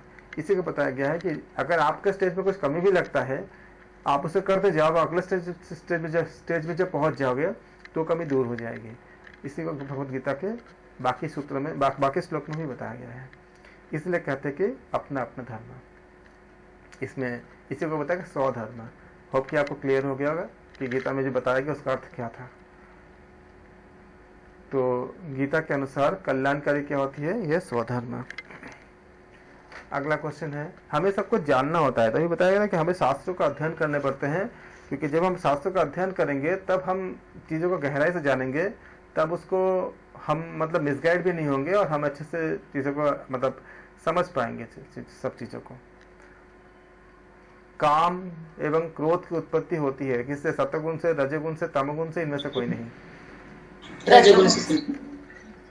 काम एवं क्रोध की उत्पत्ति किससे होती है बताओ? रजोगुण, तमोगुण से। रजोगुण से। रजोगुण से क्या होती है, तमोगुण से क्या होती है, दोनों समझाओ आप।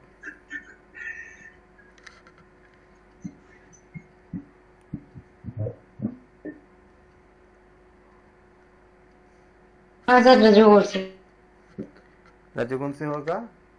चलो आप काम तमोगुण तो नहीं। काम जो होती है, अब देखो एग्जाम में क्या होता है, सतोगुण से तो होगा नहीं, दोनों चीजें कट गया ये। काम जो होती है डिजायर, डिजायर किससे उत्पन्न होती है? रजोगुण से। जहां पे काम होती है, काम की अगर पूर्ति नहीं होता है तो आपको क्या आता है? गुस्सा आता है कि नहीं आता है? जो आपको इच्छा है अगर वो नहीं मिलता है तो किस आपको गुस्सा आता है? सब मतलब नॉर्मल है आपको, मतलब आप नहीं, मतलब नॉर्मली लोगों को जो चीज चाहता है, जो उसकी इच्छा है, अगर पूर्ति नहीं होता है तो गुस्सा आता है। तो काम से क्या होती है? लोभ उत्पन्न, क्रोध। काम के आपका जब काम से पहले आप एक काम, क्रोध और लोभ, ये तीनों के एक साथ आती है। तो अगर इच्छा आपकी पूर्ति नहीं होती है तो क्या होती है? आपका गुस्सा भी आती है। तो उत्पत्ति क्या हुआ? ये आपका जो काम के डिजायर के जो आपका जो ड्राइव आपका जो उत्पन्न होती है, जो क्रिएशन होता है, वो रजोगुण से होता है। तमोगुण क्या करता है? आपका मतलब मूवमेंट नहीं कराता है। तो तमोगुण, हाँ, ये आपका अज्ञानता देता है तमोगुण। गीता के अनुसार क्रोध का मूल कारण क्या है? मद, लोभ, मोह, काम। गीता के अनुसार मद, आपका गीता के अनुसार क्रोध का मूल कारण क्या है?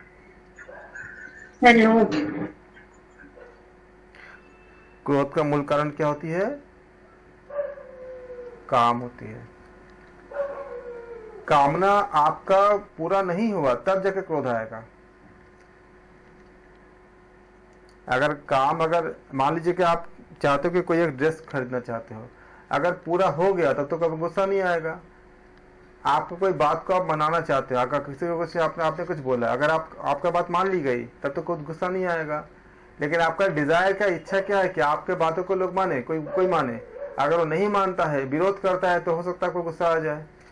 तो इसी प्रकार से जैसे मान लो कि अगर आपको कोई इच्छा है किसी चीज को पाने का, किसी चीज को मतलब खरीदने का या किसी चीज को लेने का, अगर आप नहीं कर पाते हो, जैसे आपको एक बहुत अच्छा ड्रेस पसंद आ गया सपोज करो, और आप चाहते हो कि ये ड्रेस आपको मिल जाए, अगर वो, या आपको मतलब आईफोन पसंद आ गया, आपको चाहिए कि ये चाहिए हमें, और इनकेस अगर आपको नहीं पाते हो और डिजायर अगर बहुत तीव्र है, एक तो होता है कि चलो ठीक है कभी ले लेंगे, अभी नहीं तो कोई दिक्कत नहीं है, वो एक होती है मतलब हिडन डिजायर होती है। और बहुत तीव्र अगर है, नहीं ले पाते हो, तो क्या होती है? वो गुस्सा में कन्वर्ट होती है। तो गीता के अनुसार क्रोध का मूल कारण क्या होती है? हमें क्या मिलता है? काम मिलता है। अगला क्वेश्चन, गीता के अनुसार अन्य मनोवृत्तियों पर विजय प्राप्ति हेतु किस पर विजय आवश्यक होती है? गीता के अनुसार अन्य मनोवृत्तियों पर विजय प्राप्ति हेतु किस पर विजय आवश्यक होती है? मद, लोभ, मोह या काम?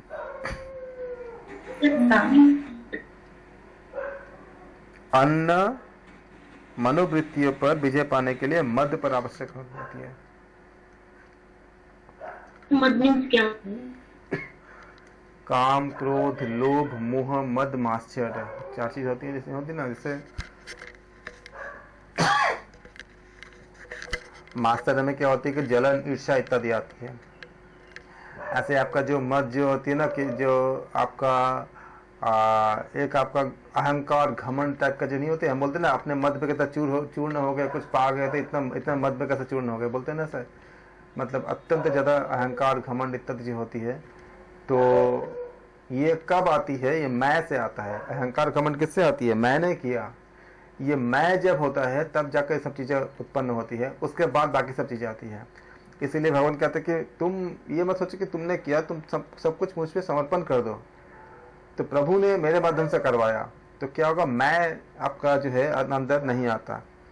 आप ये सोच के देखो कि जब भी कोई अगर मतलब अगर आप अध्ययन करोगे, मैंने थोड़ा सा किया था, मैं आपको बात से शेयर करता हूँ कि जितने भी आपका जो अलग अलग फील्ड में जो सक्सेसफुल लोग होते हैं, सक्सेसफुल तो हो जाते हैं, लेकिन आपका लंबे समय तक आपका टिक कौन पाता है? चाहे वो किसी भी फील्ड में क्रिएशन आपका, चाहे आप एंटरटेनमेंट फील्ड पे हो या बिजनेस के फील्ड पे हो, लंबे टाइम तक आपका टिक कौन पाता है? आप देखोगे उनको कि जो लोग एक बार अगर सफल हो गए, चाहे वो खेल के क्षेत्र में हो या एंटरटेनमेंट क्षेत्र में हो, एक बार सफल होने के बाद जब लोग उनका तारीफ करते हैं मान लीजिए कि ए किसी का नाम है मान लो, और सबने बोला कि ए ने किया, ए ने किया, ए ने किया, ए ने किया। ये जो तारीफ होती है, इस तारीफ को अगर ए ने एक्सेप्ट किया कि हाँ मैंने किया, मैंने किया, मैंने किया, तो मैं जितने बार एक्सेप्ट करेगा उतने बार क्या होगा, एक घमंड का, उसको पता भी नहीं होगा, घमंड का लेवल बन जाता है, बनता रहता है, और वो अहंकार क्या करता है, नष्ट करता है उसको। अब अगर वो ये बात सोचता है कि प्रभु ने मेरे माध्यम से करवाए, तो जितना तारीफ आ रही है वो तारीफ को प्रभु को क्या क्या है, उसने ओवर हैंड ओवर कर दिया प्रभु को कि आप सब आपका क्रेडिट है, आपने मेरे माध्यम से किया आपने, तो उसको जितना भी तारीफ आएगा उसको फिर घमंड नहीं देगा। और आप अध्ययन करके देख लो, जो लोग बहुत लंबे समय से मतलब किसी भी फील्ड में जो सक्सेस जो सस्टेन करके रखे हैं, उनके व्यक्ति को, उनका पर्सनालिटी का अध्ययन करना, वो बहुत डाउन टू अर्थ होते हैं। डाउन टू अर्थ होने का मतलब ये होता है कि मैं शब्द उनके पास नहीं होता, वो किसी और को मतलब क्रेडिट देते हैं। एक्चुअली क्रेडिट देना चाहिए प्रभु को कि उन्होंने मेरे माध्यम से करवाए। और जिन लोगों के पास ये चीज़ होती है वो बहुत लंबे समय तक वो चीज़ों को होल्ड कर पाते हैं, उसमें सस्टेन कर पाते हैं। तो ये जो होती है मद, अगर ये अहंकार अगर हावी होती है तो क्या होती है, ये इसका हमें बाकी सबको नष्ट कर देता है। इसलिए अगर इस मद पे अगर हमारा विजय होती है तो क्या होती है, बाकी सब भी हम पे हावी। तो जब अहंकार ही नहीं आएगा तो फिर बाकी सब चीज़ आएगी ही नहीं। लोभ किसके लिए आएगा, जब मैं कुछ कर ही नहीं सकता तो लोभ किसके लिए आएगा, मोह किसके लिए आएगा, वो सब चीज़ें इसमें आपका समाहित हो जाती है। डिजायर भी खत्म हो जाती है, क्योंकि मैं तो कुछ कर ही नहीं रहा, करते प्रभु रहे उनका इच्छा। मतलब जैसे आपने मान लो कि बहुत अच्छा आपने कुछ परफॉर्म किया, आपने बहुत अच्छा एक्टिंग किया या डांस किया, या आपने कुछ भी अच्छा बहुत अच्छा काम किया, आपको बहुत तारीफ हो रही है, उस तारीफ को अगर आप प्रभु के चरणों में समर्पित कर दोगे तो अगला भी आपको मतलब आपको घमंड रहित होकर आप काम करोगे और आपके अंदर बहुत हल्कापन रहेगा। लेकिन अगर इसी में अगर आपका अहंकार अगर आता है तो क्या करता है, वो भारीपन लाता है, फिर उसमें क्या होती है, बाकी चीज़ें आ जाती हैं। वास्तव में जो गीता में बताया गया है ना कि ये जो कैरेक्टर जो बताया गया है, ये एक सिंबल के रूप में भी है। जैसे हमारे अंदर ही जितने भी आपका कौरव पक्ष है वो भी हमारे अंदर का ही कैरेक्टर होती है, और जो पांडव पक्ष है वो भी हमारे अंदर का ही कैरेक्टर होती है। इसी को भगवत गीता के चैप्टर नंबर 13 में बताया गया है कि इदम शरीरम कौन्तेय क्षेत्र मित्र विधीयते। चैप्टर नंबर 13 श्लोक नंबर 1 देखना कभी।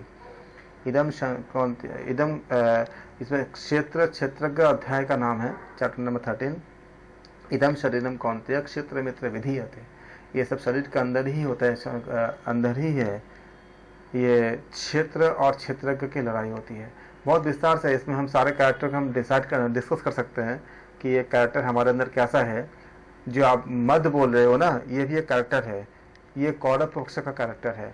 जैसे कौरव पक्ष में क्या होती है, खाली इसको बाकी जो आपका शास्त्र जो है वो तो है ही, और इसका दूसरा भी एक व्यू है जो आपका जो हमारे जीवन के लिए बहुत आपका दार्शनिक व्यू भी है भगवद गीता के सारे पात्रों का। ये एक इतिहास है जो आपको बताया गया था, ऐसे कैरेक्टर सारे थे, लेकिन इस कैरेक्टर का जो आपका जो भावनाएं है वो हम सबके अंदर ही है, नेगेटिव और पॉजिटिव दोनों ही है। जैसे धृतराष्ट्र, उनका नाम भी उसी तरह से मतलब हुआ है। धृतराष्ट्र अंधे थे, अंधे थे मतलब उन्होंने ऐसा क्यों किया था, ऐसे धृष्टता का राष्ट्र।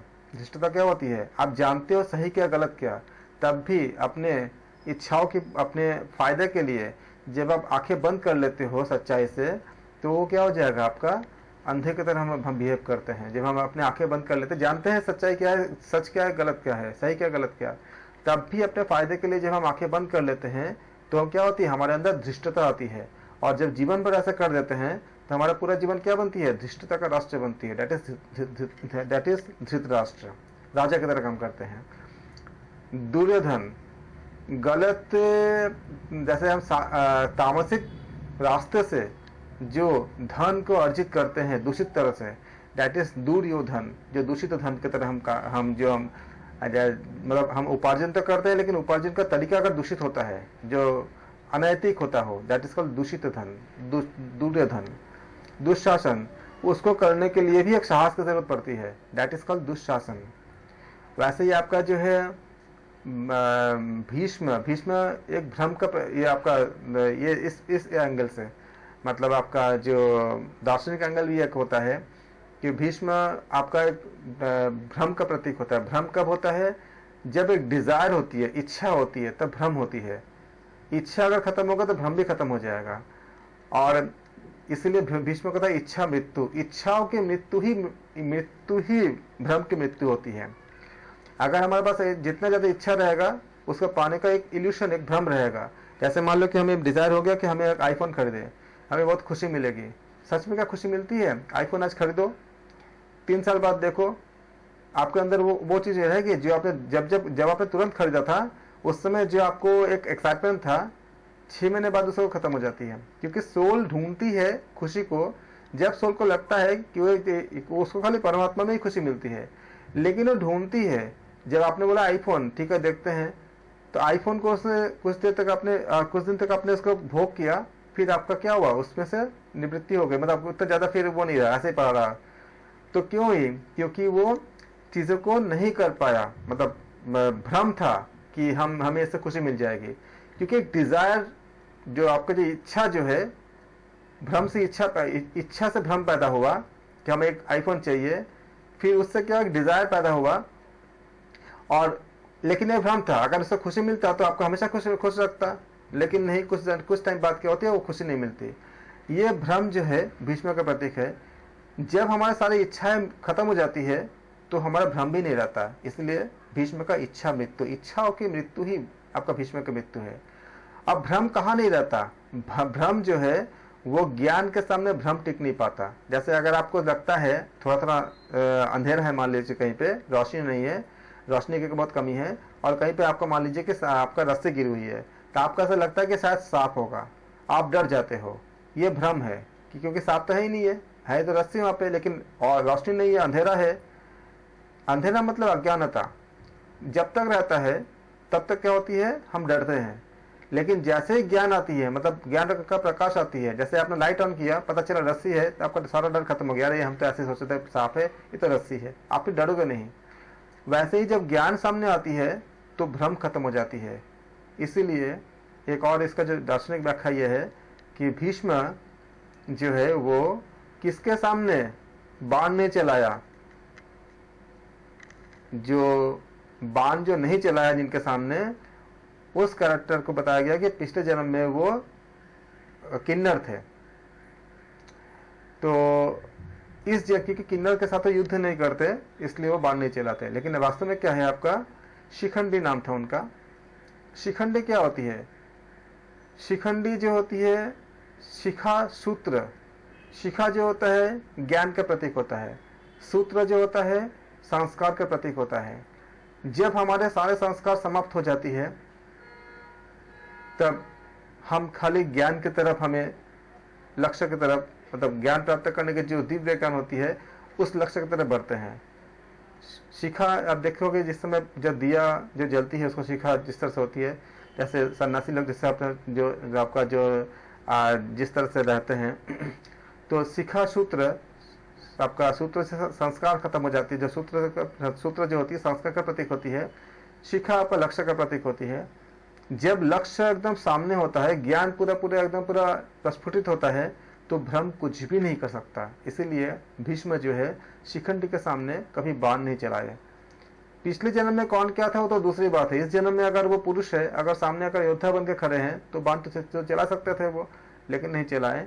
क्योंकि इसका एक और जो दार्शनिक व्याख्या था, यह था कि ज्ञान के सामने कभी भ्रम जो है टिक नहीं पाता। ये सारी चीजें होती है हमारे अंदर का कैरेक्टर है। उसी में कैरेक्टर आती है आपका भूरिश्रवा। भूरिश्रवा क्या होती है? भूरी मतलब तारीफ, और श्रवा मतलब यह कौरव पक्ष का आपका है, सेनापति थे। भूरिश्रवा मतलब क्या है? अपना तारीफ सुनना। श्रवा मतलब श्रवण करना। भूरिश्रवा मतलब भर भर के जो है आपका तारीफ सुनना। जितने बार आप सुनते हो, मान लो अगर आपका नाम ए है, तो जितने बार लोग बोलते हैं कि ये काम ए ने किया, ए ने अच्छा डांस किया, ए ने अच्छा आपका परफॉर्म किया, ए ने अच्छा एक्टिंग किया, उतने बार आप एक्सेप्ट करते हो। क्योंकि आपका नाम अगर ए है, अगर आप उसको एक्सेप्ट करते हो तो क्या होती है, आपके अंदर एक तारीफ आपकी मैंने किया, ये भावना डेवलप होती है। मैं क्या करता है, मैं आपका अहंकार को डेवलप करता है। देखने में कितना अच्छा लगता है कि हाँ ये मैंने मतलब मुझे कितना तारीफ हो रही है, लेकिन जितने बार आप इस बात को रिसीव करते हो कि मैंने किया, एक अहंकार को भी रिसीव करते हो, बाद में क्या करता है, ये अहंकार हमें पतन का मूल होती है। इसीलिए क्योंकि हम पतन की तरफ ले जाता है, इसीलिए जो कैरेक्टर है भूरिश्रवा, ये किसके लिए है, ये भूरिश्रवा आपका कौरव पक्ष का सेनापति में से एक है। भूरिश्रवा नाम कम आता है लेकिन इसमें आता है। ये जो भूरिश्रवा जो है, इसको नष्ट कौन करता है, इसको नष्ट करता है जो ज्ञान, ज्ञान मतलब जो पूर्ण समर्पण करते हैं कि हे हरि तुमने मेरे माध्यम से करवाए, तब भूरिश्रवा का कोई काम नहीं रहता। तो ये सारा जो है आपको जो समझाया जाता है, ये किसका बहुत व्याख्या आपका जो है दार्शनिक पक्ष का व्याख्या है। ऐसी इस तरह से आपका जो पांडव है, कौन है आपका युधिष्ठिर, न्याय अन्याय के युद्ध में जो स्थिर रहते हैं वो युधिष्ठिर है, युद्ध में स्थिर युधिष्ठिर। जो स्थितप्रज्ञ रहते हैं, न्याय अन्याय के युद्ध में जो स्थिर होकर के जो सही डिसीजन की तरफ जाते हैं, न्याय करते हैं, न्याय अन्याय के युद्ध में जो आपका स्थितप्रज्ञ होते हैं वो युधिष्ठिर है, युद्ध में जो स्थिर होते हैं। उसी प्रकार से नकुल कौन है, नकुल मतलब नियम, जो डिसिप्लिन होता है, कोई भी काम करोगे तो आप बिना डिसिप्लिन के कोई काम नहीं कर सकते, वो नकुल है। सहदेव कौन है, सद हृदय सहदेव, जो आपके अंदर है वही बाहर है। अगर ऐसा होता है तो आपको कितना, ऐसे लोग कितना अच्छे लगते हैं जिनके अंदर कोई छल कपट नहीं है, एकदम साफ दिल के होते हैं, दैट इज सहदेव। अर्जुन कौन है, अनुराग ही अर्जुन, पूर्ण समर्पण प्रभु के प्रति। ये जो पूर्ण समर्पण है, इसलिए जो भी पूर्ण समर्पण करेगा ईश्वर के बहुत प्यारे होते हैं, बहुत प्रिय होते हैं, नारायण को बहुत प्रिय होते हैं। इसीलिए अर्जुन इतने प्रिय थे श्री कृष्ण के, जबकि उनको वो भेदभाव किसी से नहीं करते, लेकिन अर्जुन अनुराग से पूर्ण थे, इसलिए क्या थे वो, अनुराग जी अर्जुन होते हैं। भीम कौन है, भक्ति ही भीम है, बहुत ताकतवर है, बहुत ताकतवर है, क्योंकि भक्ति में बहुत ताकत होता है। केवल भक्ति से, सुदामा की भक्ति से कृष्ण ने उनका चरण धो दिया, तो वो भी आंखों से, वो अपने आंसुओं से चरण धो दिया। किसी और तरह से ऐसा हो सकता है? इतने बड़े लोग हजारों साल तपस्या करते हैं, उनको दर्शन तक नहीं मिल पाता, इतने हजार साल तक तपस्या करते हैं, प्रभु उनको मतलब देखते ही मतलब सब कुछ भूल करके, यहाँ तक कि उनका जब इसमें जो बताया गया कि शीश पकाना झगा जब उन्होंने इंट्रोड्यूस किया, तो उनका चप्पल भी रह गया पीछे और देखे ही नहीं, वो जाकर के उनको मतलब उनको ला करके उनका अपने आंसुओं से पैर धो दिए। इतनी ताकतवर है भक्ति। इसलिए भीम ही क्या है, भक्ति का प्रतीक होता है, जो कोमल भी है लेकिन बहुत ताकतवर भी होती है। इसी तरह से जो आपका कुंती है, कर्तव्य ही कुंती का आपका मतलब सिंबल होता है कुंती। और ये पांचों गुण जो हमने पंच पांडव का नाम लिया, जहां रहते हैं दैट इज नारी, दैट इज द्रौपदी। तो ये बहुत बड़ी बड़ी अच्छे व्याख्या हैं इसके। तो उसी में से एक है आपका मध्य जो होती है, हमें जीवन में कैसे असर करता है इसको, क्योंकि इसके अगर मध्य पे अगर हम नियंत्रण करेंगे तो बाकी सब चीज़ें भी अपने आप समाप्त हो जाती है। एक बड़ी व्याख्या हो गई, लेकिन बोलना थोड़ा ज़रूरी था, नहीं तो फिर हमें, अगर हम अपनी शास्त्रों को नहीं जानेंगे तो फिर हमें बहुत सी समस्याओं का सामना करना पड़ता है। इसलिए जानना ज़रूरी है। और शायद ये इसको इस एंगल से भी जब आप भगवद गीता को आप पढ़ोगे कि भीम एक भक्ति के रूप में है, तो अब आप ये आपके जीवन को भी इफेक्ट करेगा कि आपके जीवन में कैसे लाभदायक है। क्योंकि महाभारत एक बार हो चुका है, आज हमारे जीवन को कैसे चेंज हो सकते हैं। जब आप इतनी भक्ति करोगे तो कोई भी इस भक्ति और अनुराग से भीम और अर्जुन बन सकते हैं और नारायण की, कृष्ण की कृपा पा सकते हैं। जैसे कि उन्होंने जैसे कि अर्जुन ने पाए थे, ऐसे पांडव ने पाए थे, हम अभी पा सकते हैं अगर हम उस दिशा से अगर काम कर अगर हम अपने आप को समर्पित कर पाए। तो आज हमने भगवद गीता के कुछ क्वेश्चंस किए और उपनिषद के कुछ क्वेश्चंस किए। अभी हमें और भी बहुत से क्वेश्चंस हैं, अगले क्लास में हम करेंगे। आप सबका धन्यवाद। काफ़ी समय से आप लोगों ने क्वेश्चन बहुत अच्छे से आपने सॉल्व भी किया और चीज़ों को हमें बोलने का मौका भी दिया, इसलिए आप सबका बहुत बहुत धन्यवाद। Thank you so much.